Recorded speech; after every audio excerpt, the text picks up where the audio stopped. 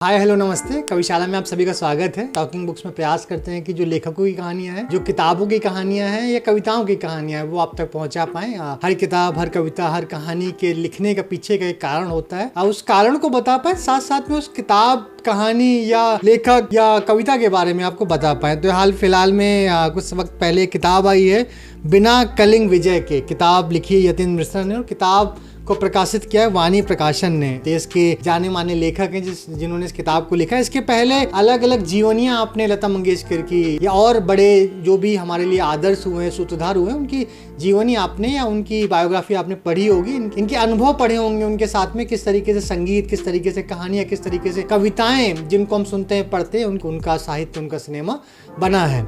किताब कविताओं की किताब है बिना कलिंग विजय के। इसमें अलग अलग, मुझे लगता है कि लगभग इसमें कविताओं की किताब है बिना कलिंग विजय की, जिसमें 100 कविताओं का संकलन है। 168-170 पेज की किताब है जिसमें अलग अलग धाराओं की, जीवन को व्याख्यान करने वाली अलग अलग कविताएं हैं, जिसको आप व्यवहारिक जीवन से, आप रोजमर्रा की जिंदगी से आप कनेक्ट कर सकते हैं। इस तरीके से किताब है। इसमें इसकी जो भूमिका, इसके बारे में जो अलग अलग लेखक, जिनको जैसे कुंवर नारायण है, कृष्ण बलदेव वैद हैं, लिंडा हेस हैं, श्रीलाल शुक्ल हैं, अनामिका हैं, अलग अलग लोगों ने, अलग अलग सूत्रधारों ने इस किताब के बारे में, अलग अलग बड़े लेखकों ने, अलग अलग सूत्रधारों ने इस किताब के बारे में भूमिका लिखी है।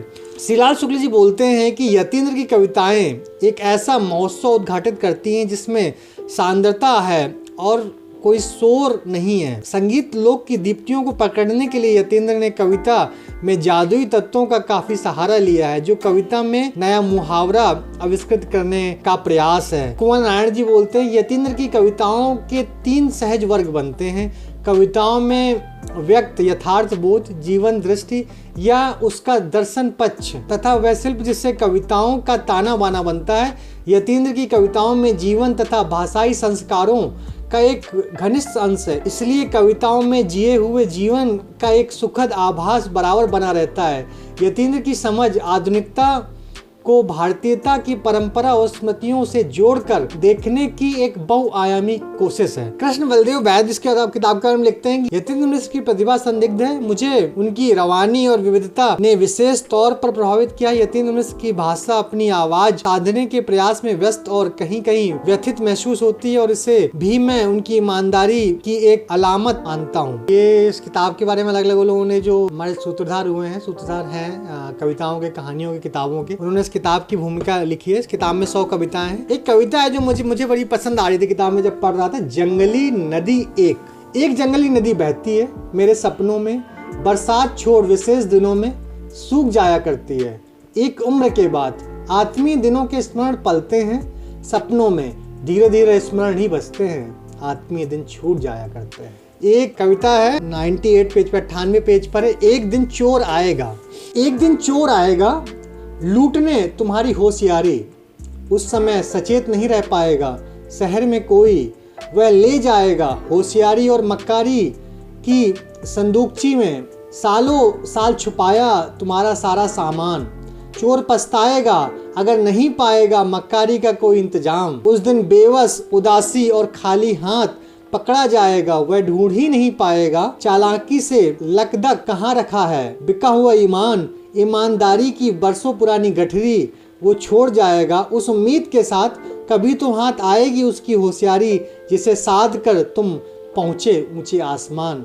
तो ये कविता है कि एक दिन चोर आएगा, जिसका टाइटल है, आखिरी कविता है इस किताब की, 100वीं कविता है, जिसका टाइटल है मन की सारंगी। कविता इस प्रकार है कि भीतर के दुख का घराना बनाओ, हो सके तो पीड़ा को ठुमरी में गाओ, जाओ उस सितार के पास जिसके टूटे तारों को कसने वाला रूठ कर चला गया हो अपनी साधना से। थोड़ा ठहरो जरा वर्ष सुस्ताओ, बड़े जतन से एक बार फिर मन की सारंगी उठाओ, देखो शायद बच सके एक बार फिर दर्द की रागनी।